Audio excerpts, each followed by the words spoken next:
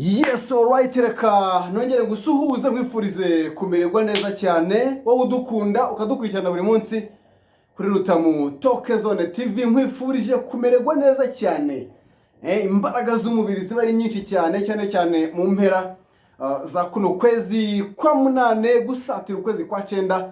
urumva ko mu by'ukuri turimo kugenda twenyegeza cyane twegera ukwezi kwa 9 cyangwa se ukwa 12 tujya dusoza 2024 twinjira 2025. urumva ko ari more fire cyane. Breaking news, ibintu birakomeye cyane kuri uyu munsi. Nibwo isoko ry'igura n'igurisha ryasojwe hano mu gihugu cy'u Rwanda. ngira ngo abantu bose babibonye, isoko ryasojwe. bivuze ngo nta wundi mukinyi wemerewe kuva mu ekipe ngaze muri hano muri shampiyona y'u Rwanda. niko bimeze. ariko muri ekipe ya Rayon Sport harimo iki tugiye kuza tubyinjiramo. harimo amakuru menshi kandi meza utagomba gucikwa uko byagenda kose.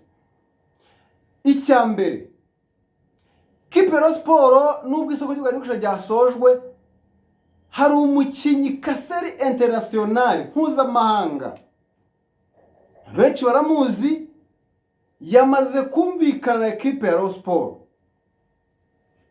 bitarenze iminsi mike araza kugenda agaragara mu nzove mu myitozo ndetse no muri match ekipe ya Rayon Sport irimo gutegura. icyo ngicyo ni kimwe. icya kabiri, ku munsi w'ejo hari match na ekipe ya Vipers mu gihugu cya Uganda iri kwitegura imikino ya CAF Champions League. yaje gukora pressure mu Rwanda, bafite match na ekipe ya Rayon Sport. imyitozo kuri uyu mugoroba yasize iki cyane ku mwataka wabo Suleyman. ntabwo Rayon Sport irabitangaza, ariko yamaze gusinya imyaka 2 muri ekipe ya Rayon Sport. mama mia, mashi menshi cyane kuri ekipe ya Rayon. uyu mugabo nubwo amaze gusinya, ariko hari nka kado abafana b'ikipe ya Rayon bagomba kuzabona ku munsi w'ejo iturutse kuri uyu mugabo wijeje abantu gutwara ibikombe muri ekipe ya Rayon Sport. tugiye kubyinjiramo, ariko tunabihuza niza rya Faronganye ndetse n'umugabo ukomeye cyane bamwita Youssou Dieng, nyiri igitambaro ugomba kwambara burasari ya ekipe ya Rayon Sport. ibyo ngibyo tukabishira ku murongo wabyo. is the true breaking news. ekipe ya Peri Football Club kujya muri Tanzania yakiriwe nk'abami. nake gashya kabaye nyuma yo kuva i Kanombe berekeza mu gihugu cya Tanzania. hari byinshi biriyo, fiteyo abantu batandukanye baduheza za ndani. ariko tukiri muri ekipe ya Peri hari dosiye y'umugabo witwa Richmond Ramte nawe ukomeje kwifuzwa n'amakipe agiye atandukanye. ibyo byose tugiye tubyinjiramo turebe ese iyi dosiye ya Richmond Ramte irashoboka, ari kwifuzwa mu bihugu by'Abarabu, ariko na Peri gasigara n'amafaranga nk'uko biri kuvugwa. ni amafaranga agomba kugera hafi kuri miliyoni 70 z'amanyarwanda. so ibyo byose tugiye kuza tubiganiraho. wowe icyo usabwa nta kindi, kora subscribe, kora share na comment magurupe agiye atandukanye, ubundi tubane 5 kuri 5. ibintu byose ni spectacular, bimeze neza cyane. ubwo reka nshimire umuntu wese wakoze kuri subscribe akabona ko akwiriye kurushigikira akadutera inkunga. ni by'agaciro gakomeye cyane. nawe utarakandaho, uyu ni wo mwanya kugira ngo ukandeho, ubundi twibanire neza 5 kuri 5. so fine so good, ndabishimye cyane.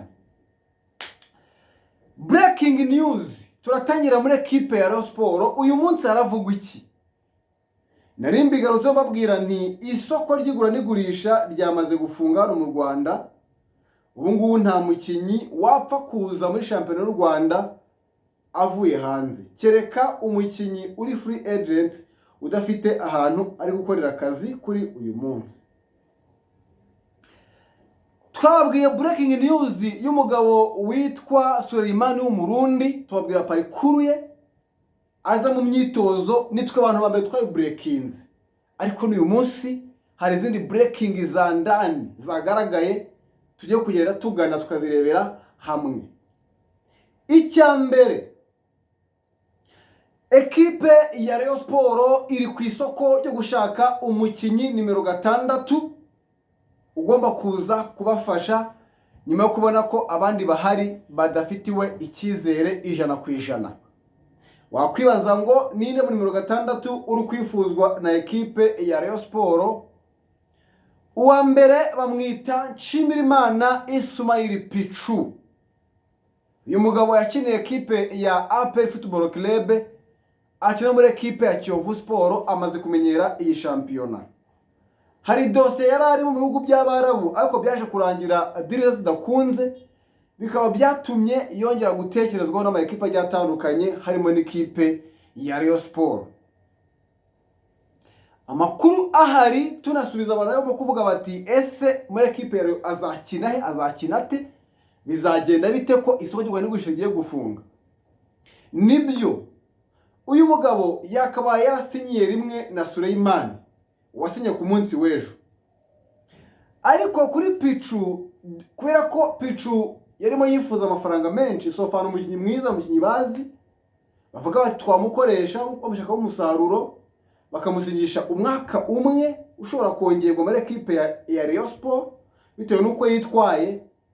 Ariko baravuga bati oya, ntabwo twajya ku gitutu cy'abayobozi cyangwa se management ya Pichu kubera ko ari free agent, kandi ikindi nta yindi ekipe imushaka, nta yindi ekipe ishaka Nshimirimana Ismail Pichu usibye ekipe ya Rayon. Akaba ariyo mpamvu banze kujya kuri pressure mu kumusinyisha. Baravuga bati oya, twereka tugende neza, Pichu nta yindi ekipe imushaka kandi natwe aradukeneye. So tukiri aho ngaho byumvikanaga, nanjye najya ku side y'ikipe ya Rayon kuko ni umukinnyi mwiza uje yabasumbya abandi bakinnyi bose bahari. Is that true? Niko kuri. Mu gihe Pichu yaramuka joininze ekipe ya Rayon, yaba ari nimero 6 irusha abandi bose bahari, haba ku mbaraga z'umubiri, haba kuri ekipera, haba no kuri experience muri champion.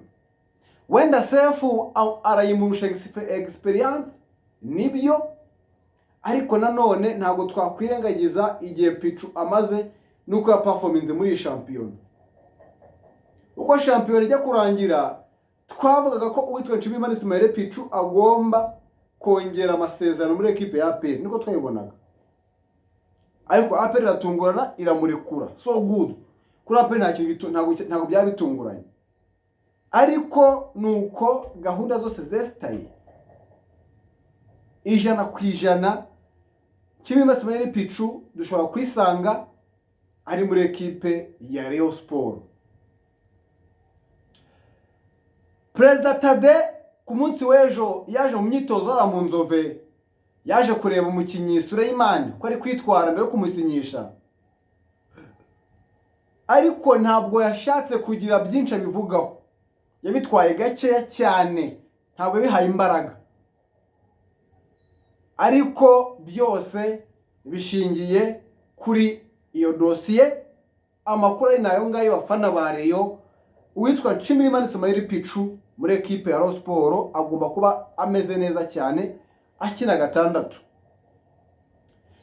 Tukiri kuri ibyo ngibyo, ku munsi w'ejo kuwa mbere ku isaha ya 12 hari match ikomeye.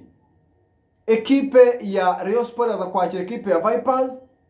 Ni umukino wa pre-season, ekipe ya Vipers kwitegura imikino ya Champions League, bagomba kuzakina banatomba ekipe ikomeye, birasaba kwitegura kugira ukomeye cyane.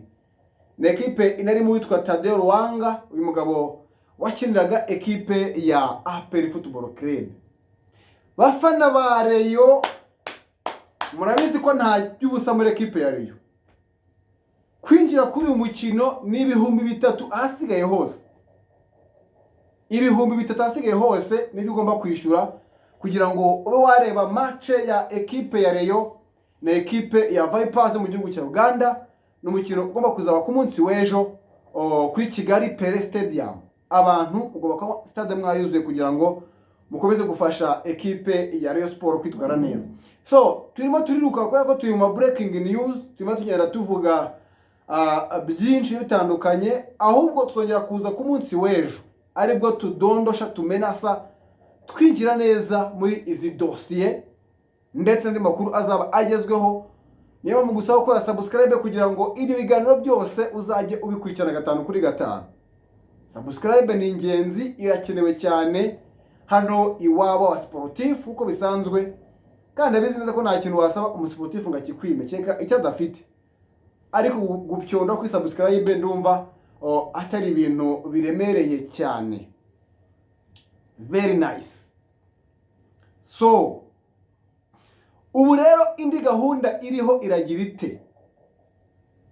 Gahunda iriho iravuga ko muri ekipe ya APR Football Club yamaze kugera mu gihugu cya Tanzania n'abakinnyi 25, harimo 5 bo mu ntare batarimo abaje muri ekipe nationale.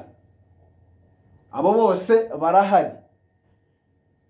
Ubu rero ikirimo kugenda kivugwa nuko ikipe yamaze kugenda Dar es Salaam, ubu ngo icumbitse Dar es Salaam, hafi ya izagikorera imyitozo yitegura iyi mikino ya Sekafa Kagame Cup. Ni mikino igomba kuzatangira ku itariki 2 igasoza ku 15.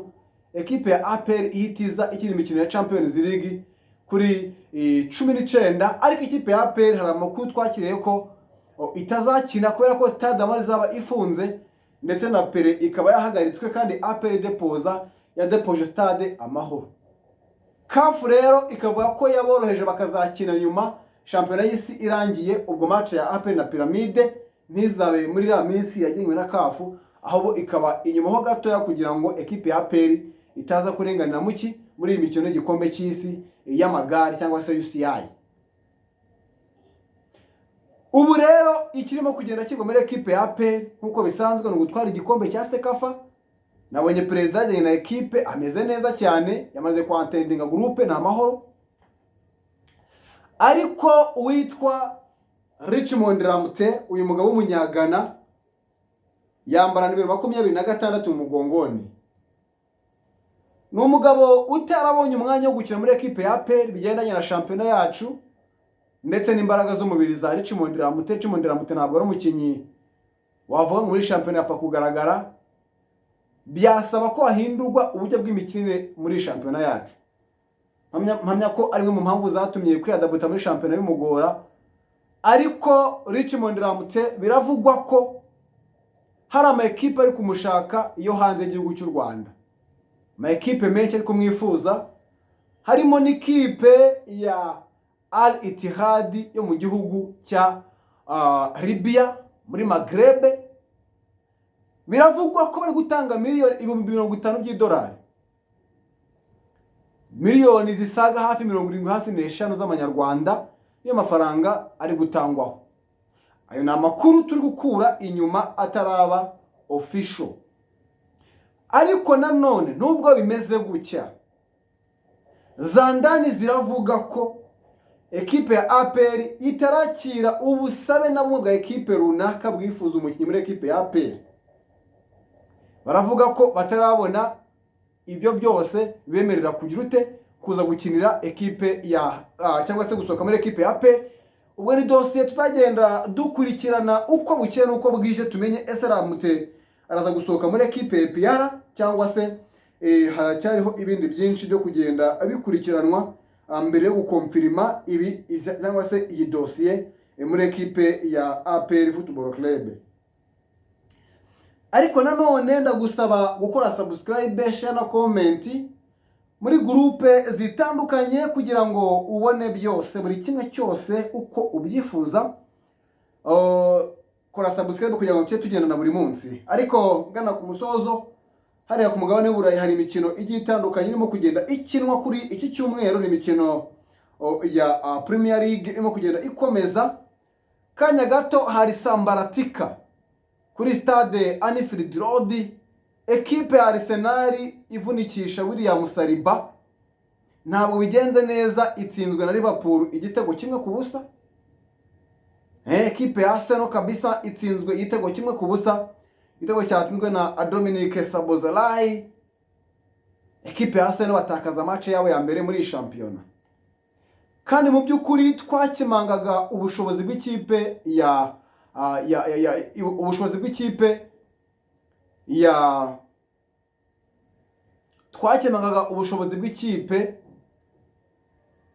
ya Liverpool, ukuntu batangiye shampiyona batakaza match bakagenda batsinda badakomveka, banatakaje Community Shield batsinzwe n'ikipe ya Crystal Palace.